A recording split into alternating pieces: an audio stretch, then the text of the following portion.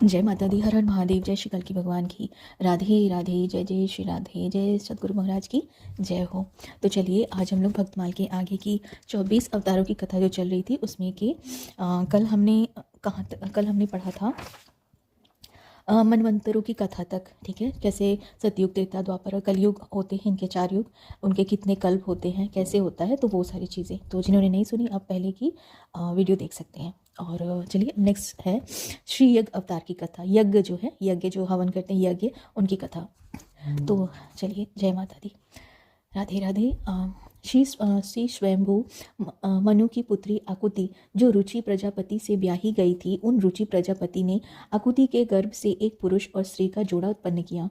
उनमें जो पुरुष था वह साक्षात यज्ञ स्वरूपधारी भगवान विष्णु थे। जो स्त्री थी वो भगवान से कभी भी अलग ना रहने वाली लक्ष्मी जी का अंश रूपा दक्षिणा थी। मनु जी अपनी पुत्री आकुति कि उस परम तेजस्वी पुत्र को बड़ी प्रसन्नता से अपने घर ले आए। दक्षिणा को रुचि प्रजापति ने अपने पास रखा। जब दक्षिणा विवाह के योग्य हुई तो उसने यज्ञ भगवान को ही पति रूप में प्राप्त करने की इच्छा की। तब भगवान यज्ञ पुरुष ने उससे विवाह किया। इससे दक्षिणा का बड़ा संतोष हुआ। भगवान यज्ञ पुरुष ने दक्षिणा से स्वयं नामक देवताओं को उत्पन्न किया और तीनों लोगों के बड़े बड़े संकट दूर किए। वर्णन आया है कि जब स्वयंभू मनु ने समस्त कामनाओं और भोगों से विरक्त होकर राज्य छोड़ दिया और अपनी पत्नी शत्रुपा के साथ तपस्या करने वन को चले गए और वन में जाकर सुनंदा नदी के तट पर एक पेड़ से खड़े रहकर 100 वर्ष तक घोर तपस्या की। एक पैर से खड़े होकर तपस्या की। उस समय एक बार जब स्वयंभू मनु एकाग्रित चित्त से भगवान की स्तुति कर रहे थे तो भूखे असुर और राक्षस उन्हें नदी में अचेत होकर बड़बड़ाता जानकर खार डालने के लिए टूट पड़े। यह देखकर अंतर्यामी भगवान यज्ञ पुरुष अपने पुत्र यम नामक देवताओं के साथ वहां आए। उन्होंने उन्हें खार डालने के निश्चय से आए असुरों को संहार कर डाला। फिर वे इंद्र के पद पर प्रतिष्ठित होकर स्वर्ग का शासन करने लगे। अब है, ये था श्री यज्ञ अवतार की कथा। अब है श्री ऋषभ अवतार की कथा। महाराज नाभि के कोई संतान नहीं थे, इसलिए उन्होंने अपनी पत्नी मेरु देवी के सहित पुत्री की कामना से एकाग्रत पूर्वक भगवान यज्ञ पुरुष का यजन किया। भक्त वत्सल भगवान उनके विशुद्ध भाव से संतुष्ट होकर यज्ञ में प्रकट हुए। सभी ने सिर झुकाकर अत्यंत आदरपूर्वक प्रभु की पूजा की और ऋषियों ने उनकी स्तुति कर यह वर मांगा कि हमारी यजमान ये राजश्री नाभि संतान को ही परम पुरुषार्थ मानकर आपके ही समान पुत्र पाने के लिए अपनी आराधना कर रहे हैं। आप इनके मनोरथ को पूर्ण करें। भगवान बोले, मुनियों, मेरे समान तो मैं ही हूँ, क्योंकि मैं अद्वितीय हूँ। तो भी ब्राह्मणों का वचन मिथ्या नहीं होना चाहिए। ब्राह्मणों का वचन मिथ्या नहीं होना चाहिए। द्विजकुल मेरा ही तो मुख है, इसलिए मैं स्वयं ही अपनी आशंक काल से अग्नि दनंदन नाभि यहाँ आकर अवतार लूंगा, क्योंकि मुझे अपने समान कोई और नहीं दिखाई देता। यह कहकर भगवान अंतर्ध्यान हो गए और यथा समय महाराज नाभि की पत्नी मेरु देवी के गर्भ से ऊर्ध्वरेता मुनियों का धर्म प्रकट करने के लिए शुद्ध सतमेव विग्रह से प्रकट हुए। नाभि नंदन के अंग जन्म से ही भगवान विष्णु के व्रज, अंकुश आदि चिन्हों से युक्त थे। सभी श्रेष्ठ सद्गुणों से युक्त होने के कारण महाराज नाभि ने उनका नाम ऋषभ रख दिया। ऋषभ यानी श्रेष्ठ। राजा नाभि ने यह देख के ऋषभ देव प्राणी मात्र को अत्यंत प्रिय लगते हैं और राज्यकार संभालने योग्य भी हो गए हैं। तब उन्होंने इन्हें धर्म मर्यादा की रक्षा के लिए राज्यभिष्ट कर दिया और स्वयं पत्नी मेरु देवी के सहित बद्रिका आश्रम चले गए और वहां भगवान की आराधना करने लगे। भक्त स्वरूप में लीन हो गए। भगवान ऋषभ देव सर्वधर्म विज्ञाता होकर भी ब्राह्मणों की बदलाई हुई विधि से साम दान आदि नीति के अनुसार ही पुत्रवत प्रजा पालन करते थे। एक बार इंद्र ने ईर्ष्यावश इनके राज्य में वर्षा नहीं की तो योगेश्वर भगवान ऋषभ ने अपनी योग माया के प्रभाव से अपने अजनाभखंड में खूब जल बरसाया। इस जगह का नाम अजनब खंड में खूब जल बरसाया। आपने लोगों की गृहस्थ धर्म की शिक्षा देने के लिए देवराज इंद्र कन्या जयंती से विवाह किया। उसके गर्भ से अपने ही समान गुण वाले 100 पुत्र उत्पन्न किए। भगवान ऋषभ देव जी 100 पुत्रों में भरत सबसे बड़े थे और थे बड़े भगवत्ता, ठीक है, यानी भक्तवत्सल थे वो। श्री ऋषभ देव जी ने पृथ्वी का पालन करने के लिए उन्हें राजगद्दी पर बैठा दिया और स्वयं उपशामशील निवृत्ति परायण नियम पूर्वक महामुनियों की भक्ति ज्ञान वैराग्य रूप परम हंसोचित शिक्षा देने के लिए बिल्कुल विरक्त हो गए। निरंतर परमान आनंद अनुभव करते हुए दिगंबर रूप से इतस्ततः भ्रमण करते हुए भगवान ऋषभ देव का शरीर कुट का चल के वनों में घूमते हुए प्रबल दिवांगनी की लाल लपटों में लीन हो गया। ये थे ऋषभ अवतार की कथा। अब नेक्स्ट है श्री हयग्रीव अवतार की कथा। तो चलिए पढ़ते हैं हयग्रीव की कथा। सृष्टि रचना में अत्यंत व्यस्त श्री ब्रह्मा जी के देखते देखते मधु और कैटभ नाम के दैत्यों ने वेदों का हर लिया था। तुरंत रसातल में जा पहुंचे। वेदों का हरण हो जाने पर ब्रह्मा जी को बड़ा खेद हुआ। उन पर मोह छा गया। तब यह विचार करते हुए कि वेद ही तो मेरे नेत्र हैं, वेद ही मेरी परम बल है, वेद ही मेरे परम गुरु हैं तथा वेद ही मेरे सर्वोत्तम उपास्य देव हैं, मैं वेदों के बिना संसार की उत्तम सृष्टि कैसे कर सकता हूँ। वे भगवान श्री हरि के शरण गए और उन्होंने हाथ जोड़कर भगवान की स्तुति की। ब्रह्मा जी की स्तुति को सुनकर भक्तवत्सल भगवान वेदों की रक्षा करने के लिए हयग्रीव स्वरूप से धारण करके रसातल में जा पहुंचे और वहां जाकर परम योग के आश्रय ले शिक्षा के नियम अनुसार उदात आदि स्वरों से युक्त उच्च स्वर से साम वेद का गान करने लगे। उन दोनों असुरों ने वह शब्द सुनकर वेदों का कल्पावशेष अबुद्ध करके रसातल फेंक दिया। स्वयं उसी ओर दौड़े जिधर से ध्वनि आ रही थी। इसी बीच में हयग्रीव रूपधारी भगवान श्री हरि ने रसातल में पड़े हुए उन संपूर्ण वेदों को ले लिया तथा ब्रह्मा जी को पुनः वापस कर दिया। फिर वे अपने आदि रूप में आ गए। इधर वेद ध्वनि के स्थान पर आकर मधु और कैटभ दोनों दानवों ने जब कुछ नहीं देखा तो वे बड़े वेग से फिर वहीं लौट आए जहां उन वेदों को नीचे डाल रखा था। वहां देखने पर उन्हें वह स्थान सोना ही दिखाई दिया। तब वे बलवानों में से श्रेष्ठ दोनों दानव पुनः उत्तम वेग का आश्रय लेकर रसातल से शीघ्र ही ऊपर उठे तो आकर देखते हैं कि आदिकर्ता भगवान योग निद्रा का आश्रय लेकर शेष शैया पर सो रहे हैं।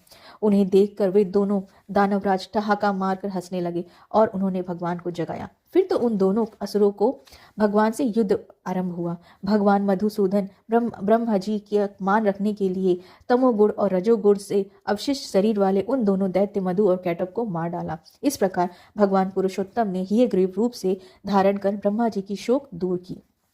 एक अन्य कथा के अनुसार दितिपुत्र हयग्रीव नामक दैत्य ने देवी की आराधना करके उन्हें संतुष्ट कर अमर होने का वर मांगा। जातस्य ही ध्रुवो मृत्यो। देवी के ऐसे कहने पर हयग्रीव ने कहा, अच्छा तो हयग्रीव के ही द्वारा मारा जाऊं। भगवान की माया जगन मोहिनी जगदम्बा इस दैत्य को यह वरदान देकर अंतर्धान हो गई। दैत्य ने सोचा, हयग्रीव तो एक मैं ही हूँ, मैं भला अपने को क्यों मारने लगा, दूसरा मुझे मार सकता नहीं। अतः उत्तम होकर मैं अपने अत्याचार से पृथ्वी को व्याकुल करने लगा। तब अकारण करुणामयी करुणावत्सल भगवान ने हयग्रीव अवतार धारण कर इस दैत्य का वध किया।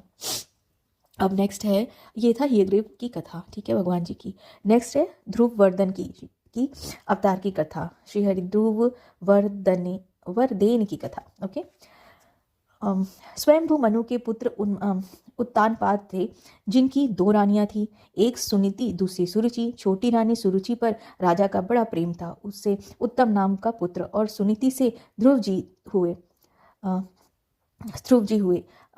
राजा प्रायः सुरुचि के महल में रहते थे। एक दिन राजा उत्तानपाद सुरुचि के पुत्र उत्तम को गोद में बिठाकर प्यार कर रहे थे। उसी समय ध्रुव जी बालक को साथ खेलते खेलते वहां पहुंचे गए और पिता की गोद में बैठना चाहा, परंतु सुरुचि के भय से राजा ने इनकी ओर देखा भी नहीं।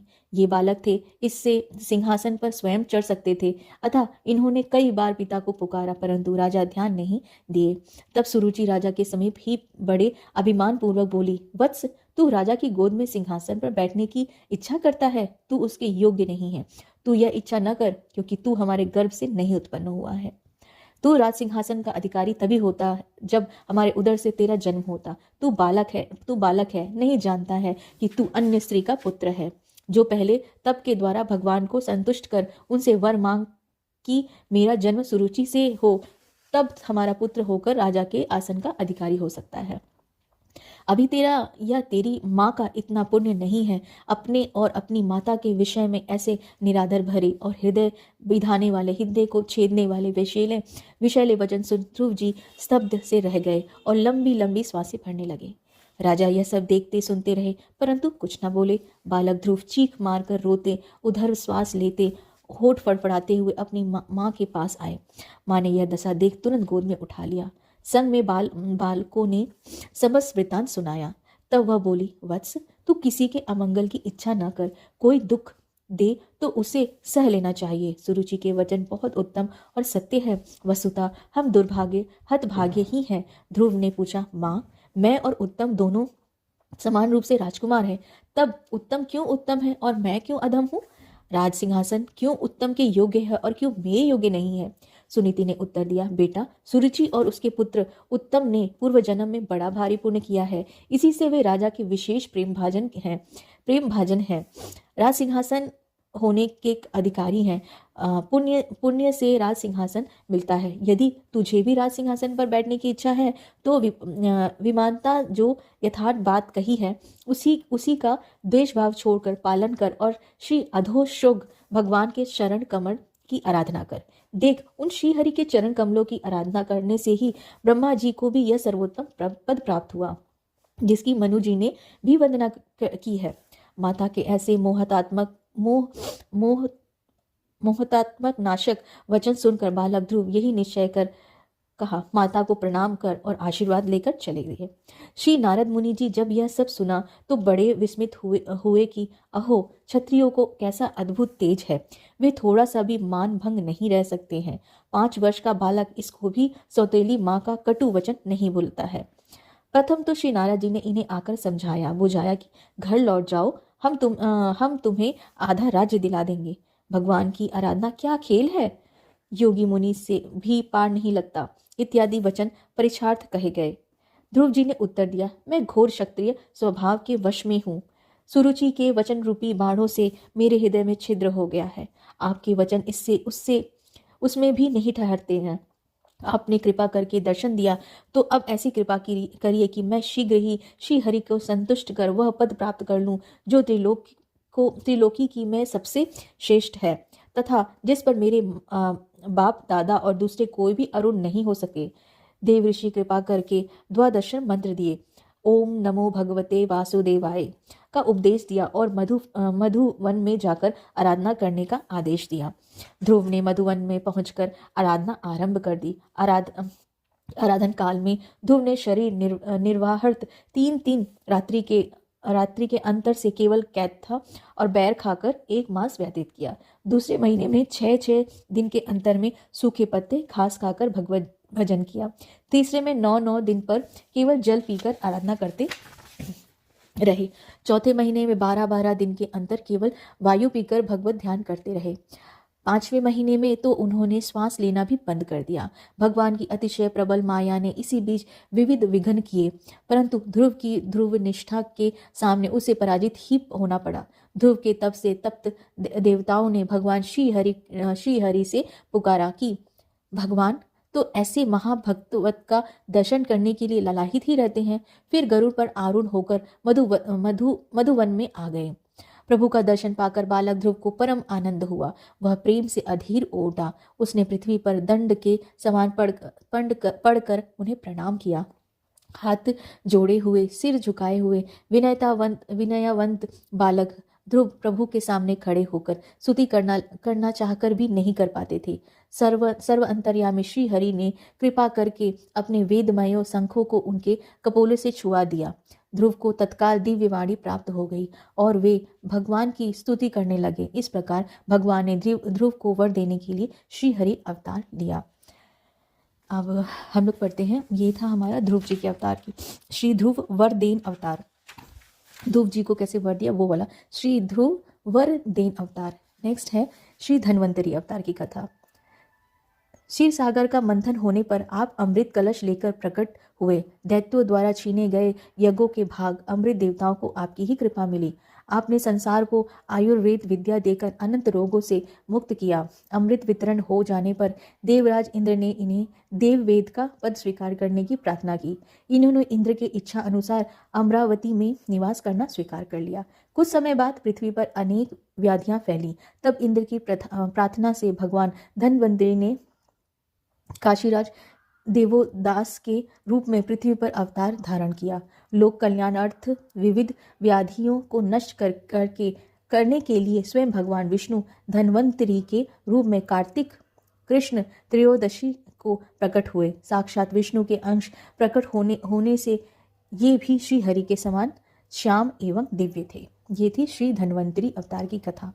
नेक्स्ट है श्री बद्रीपति यानी नर नारायण अवतार की कथा। चलिए पढ़ते हैं और आप लोग श्रवण करें। श्री नर नारायण अवतार की कथा। दक्ष कन्या धर्म की पत्नी मूर्ति के गर्भ से भगवान नर नारायण के रूप में प्रगटे। उन्होंने आत्मात्मक साक्षात्कार करने वाले उस भगवत आराधना रूप कर्म का उपदेश किया जो वास्तव में कर्म बंधन से छुड़ाने वाले और नैष्कर्म्य स्थिति को प्राप्त करने वाले हैं। उन्होंने स्वयं भी वैसे ही कर्म का अनुष्ठान किया। वे आज भी बद्रिक आश्रम में उसी कर्म का आचरण करते हुए विराजमान हैं। इंद्र ने यह आशंका करके कि ये अपने घोर तप के द्वारा मेरा पद छीन सकते हैं, उनका तप भ्रष्ट करने के लिए सदल बल कामदेव को भेजा। उनकी महिमा ने जानने के कारण गर्भ में आकर कामदेव वहां पहुंचकर अप्सरागण वसंत मंद सुगंध वायु और स्त्रियों के कटाक्ष रूपी बाणों से उन्हें भेदने की चेष्टा करने लगे। इनकी कुछ चाल जानकर कुछ भी विस्मय न करते हुए आदिदेव नारायण ने उन भय से कांपते हुए कामधीश हंसकर कहा, हे मदन मंद मलय मरुतु, हे देवांगनाओं डरो मत, हमारा आतिथ्य स्वीकार करो। उसे ग्रहण किए बिना ही जाकर हमारा आश्रम सूना मत करो।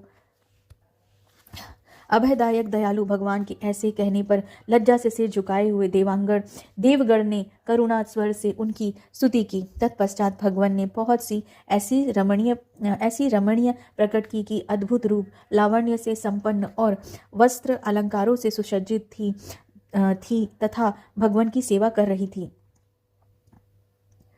एक बार फिर से पढ़ते हैं लाइन। तत्पश्चात भगवान ने बहुत सी ऐसी रमणीय प्रकट की जो कि बहुत ही रूप लावण्य थी और अलंकारों से सुसज्जित थी, ठीक है, और उनकी सेवा कर रही थी। साक्षात लक्ष्मी के समान रूपवती स्त्रियों को देखकर उनके रूप लावण्य की महिमा से कांतिहीन हुए देवगण उनके अंग की दिव्य गंध से मोहित हो गए।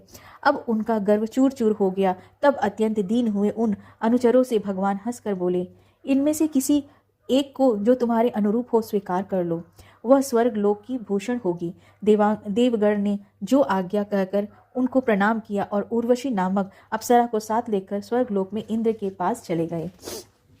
जर्मनिया भारत में लिखा है, सहस्त्र कवची दैत्य ने तपस्या द्वारा सूर्य भगवान को प्रसन्न किया और वर मांगा कि मेरे शरीर में 1000 कवच हो।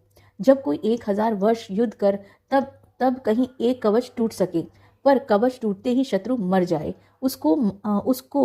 उसी को मारने के लिए नर नारायण अवतार हुए थे।